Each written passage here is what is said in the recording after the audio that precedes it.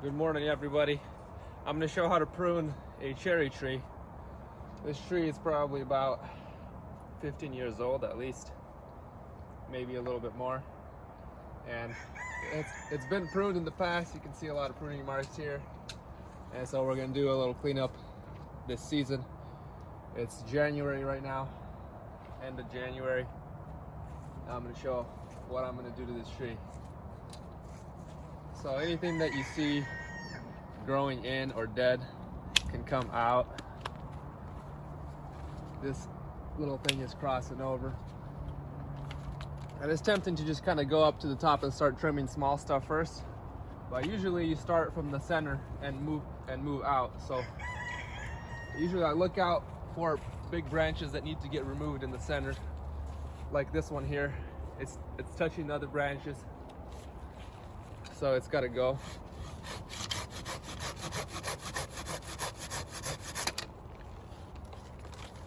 You want to make clean cuts. You never want to leave a stump. If you leave a stump, the tree will have a difficult time healing properly. So avoid leaving stumps. Here's another one. It's kind of growing in. Open the space up.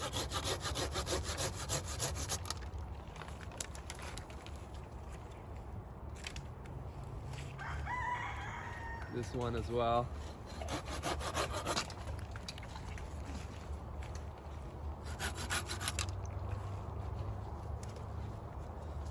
This area right here looks a little bit too crowded. There's a lot of branches all in one spot, so I'm going to go ahead and remove this one. As flush as I can.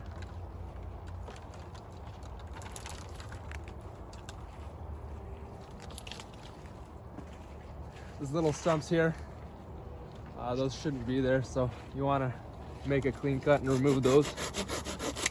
And you can see it was already dead. That's one of the reasons why you don't want to leave stumps. Now this entire dead area is messing with this trying to heal over. It can't heal because the stump is in the way, so you want to remove anything that's dead and avoid leaving stumps. I'm gonna take this one out. It's a little bit too crowded in here.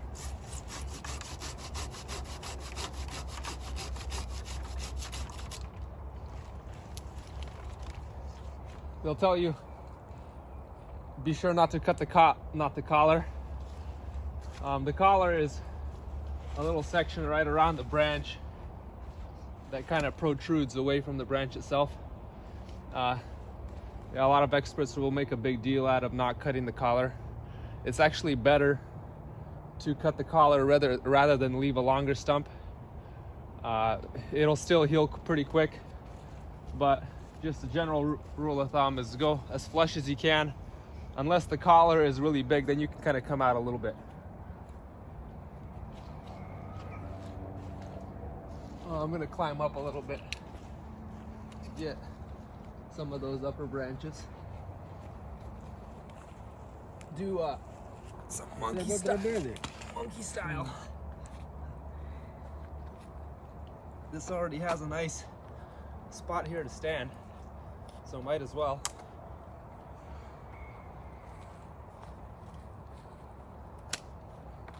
Remove some of these crossovers.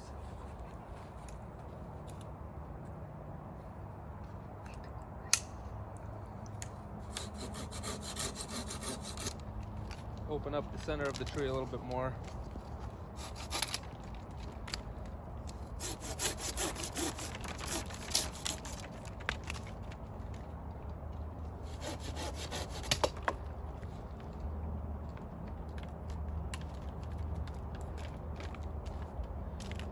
A general rule of thumb, if the branches are touching, then they probably don't need to be there.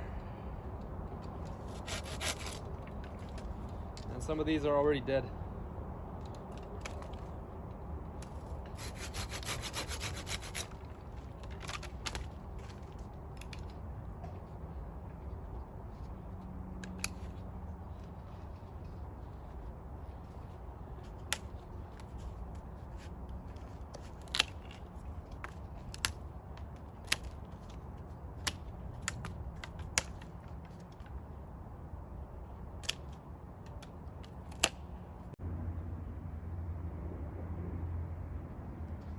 can't eat too much cherries in the spring because then that'll make you too heavy.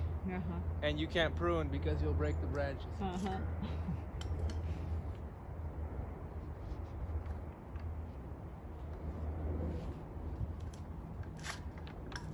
There we go.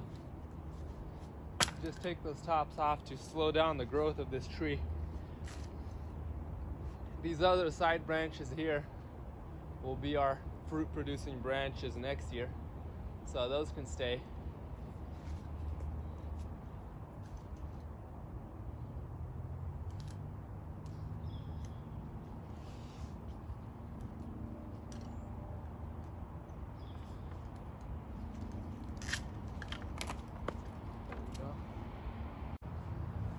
Okay. I'm going to take this one off just because it's growing back towards the tree. Kind of open that space up a little bit. Maybe this one, when it's touching the other branch.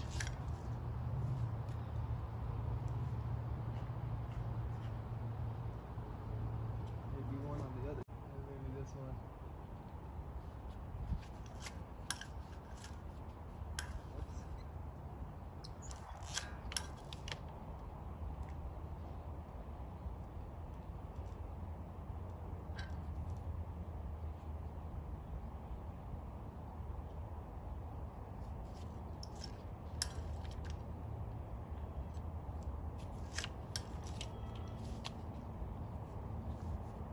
I think that's about it.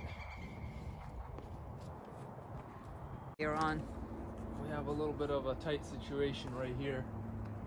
I'm going to remove one of these.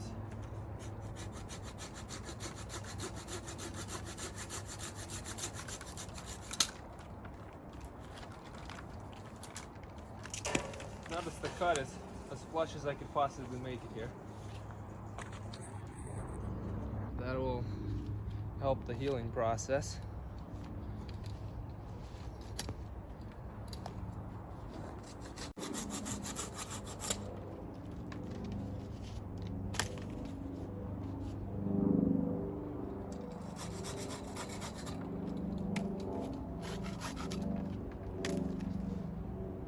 There's a little bit of a tight situation right here as well. I'd like to clean it up a bit.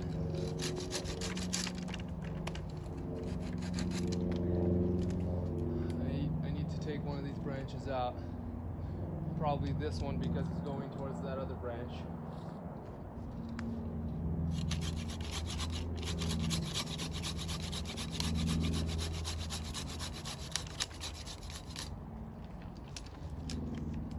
Sometimes you need to take big branches out. Don't be afraid to do it, because if something is in the wrong spot, it's never going to fix itself.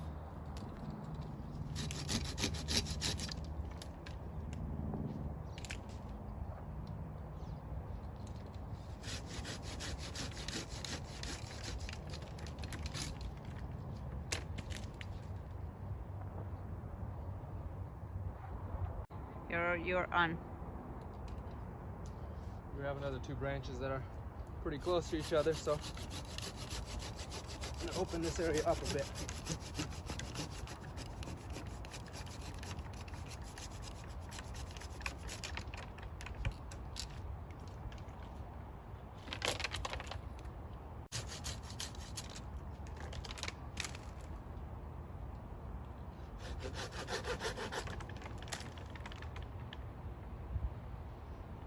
That's better. Yeah, I think that's pretty good.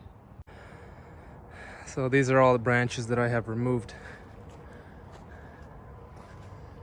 And it's a little bit more open now. I'll probably take this one out as well. It's right underneath this other one, and the other one's gonna take the light from it. So this one can go.